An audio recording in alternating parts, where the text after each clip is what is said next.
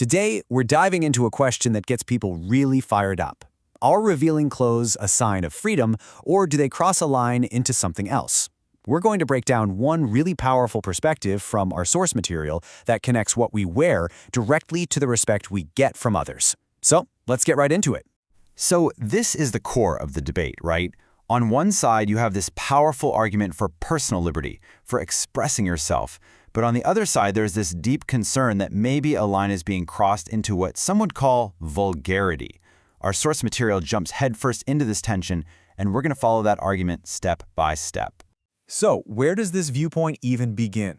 Well, it all starts with a very strong objection. Not to fashion, but to a specific idea that the speaker calls nangapan.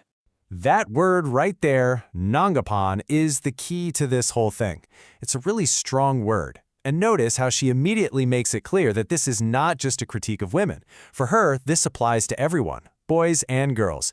It's a universal standard. Okay, so this is super important. We have to understand what she means by this term.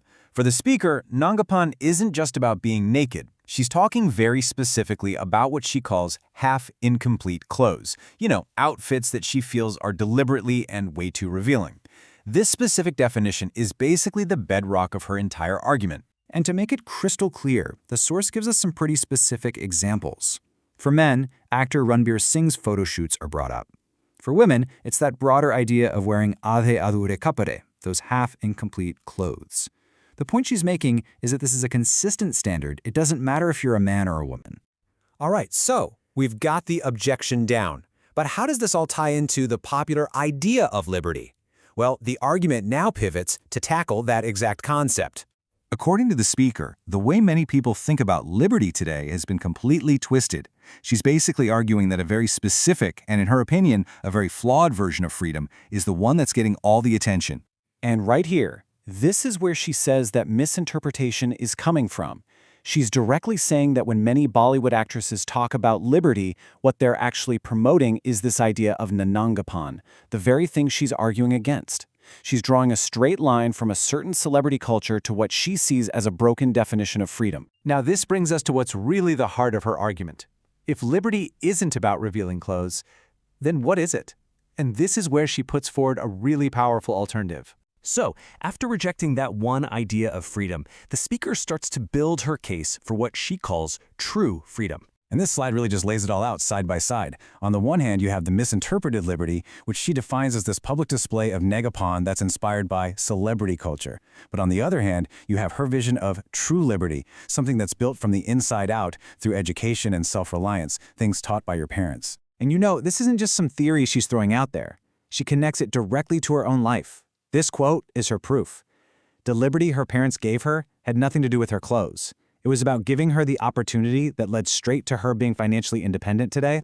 So in her world, the path to this true freedom follows three really clear steps. It all starts with parents giving you the right kind of liberty. That then allows you to get a full education, which, at the end of the day, leads to financial independence. That's the real, tangible result of what she calls true freedom. So when you boil it all down, this whole idea of true freedom, for her, it really rests on just two foundational pillars: a good education and being financially self-reliant. Okay, so we've got education and independence. But how does this all circle back to clothes and the way society sees you? Well, this final part of the argument ties everything to one huge outcome: respect. The speaker is making a direct connection here. She's arguing that the kind of liberty you decide to live by will have a direct, real-world impact on how much respect you get from the people around you. This is her bottom line, pretty much a cause and effect statement. She's arguing that being well-dressed is a much better way to earn respect than what she calls displaying liberty with revealing clothes. So, this brings us to what you could call her formula for respect. It starts with embracing that true liberty, education, financial independence. You pair that with presenting yourself as well-dressed up, and the results, in her view, is more respect from society and real empowerment. And that brings us right back to the big question at the heart of all this. The source material we looked at presents one very clear answer, arguing that personal freedom and social respect are tied together by the choices we make. But ultimately, how each of us navigates that relationship, well, that's a question we all have to figure out for ourselves.